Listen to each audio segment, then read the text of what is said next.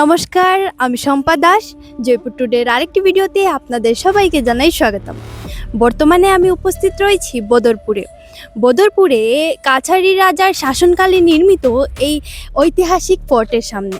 এই ফোর্টের এই দুর্গের কিছু ইতিহাস আমরা এই ভিডিওর মাধ্যমে তুলে ধরার চেষ্টা করব, তো ভিডিওটি অবশ্যই শেষ পর্যন্ত দেখবেন।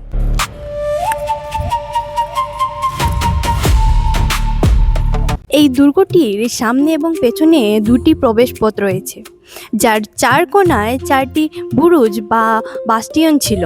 বুরুজগুলোর মধ্যে পর্যবেক্ষণ ও প্রতিরক্ষার জন্য ছোট ছোট ছিদ্র বা লুপ হোল রয়েছে।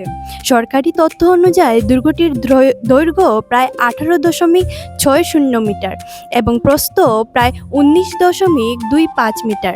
বরাক উপত্যকার ঐতিহাসিক স্থানের মধ্যে এই বদরপুরের ফোর্টটি একটি ঐতিহাসিক স্থান। এটি মধ্যযুগের শেষের দিকে নাকি কাছাড়ি রাজা গোবিন্দচন্দ্রের শাসনকালে এটি তৈরি হয়। এটা তৈরি করার মেইন দুটি কারণ আমরা জানতে পেরেছি। এখানে বিশ্রাম নেওয়া হতো এবং এখান থেকে পাহারা দেওয়া হতো। ঐতিহাসিক ঐতিহ্যের জন্য বর্তমানে পর্যটকদের অনেকটাই আকর্ষণ করে।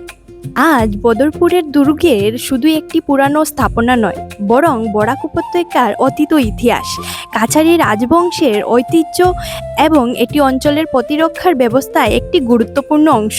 বরাক নদীর তীরে দাঁড়িয়ে থাকা এই দুর্গ আমাদের মনে করিয়ে দেয় বহু শতাব্দী আগে এই অঞ্চলও ছিল রাজনৈতিক ও সাময়িক দিক থেকেও গুরুত্বপূর্ণ একটি ভূখণ্ড।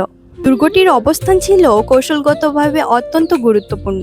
বরাক নদীর তীরে হওয়া এখান থেকে নদীপথ ও আশেপাশের এলাকার গতিবিধির উপর নজর রাখা সম্ভব ছিল। দুর্গটির মূলত প্রতিরক্ষার ব্যবস্থা এবং শত্রুর প্রতিবিধি পর্যবেক্ষণের কাজে ব্যবহৃত হতো বলেই সরকারি তথ্য অনুযায়ী বিবরণ দেওয়া হয়েছে। এক কথায় বদরপুরের দৈর্ঘ্য হল বরাক নদীর তীরে গড়ে ওঠা এক ঐতিহাসিক প্রতিরক্ষার স্থাপনা। এই ঐতিহাসিক দুর্গটি আপনাদের কেমন লেগেছে অবশ্যই কমেন্টে জানাবেন, এবং এই ভিডিওটি আপনাদের কেমন লেগেছে অবশ্যই কমেন্টে জানাবেন। আজকের মতো এখানেই সমাপ্ত করছি। দেখা হচ্ছে পরবর্তী ভিডিওতে নতুন কাহিনী, নতুন গল্পের সাথে। ততক্ষণ ভালো থাকুন, সুস্থ থাকুন। ধন্যবাদ।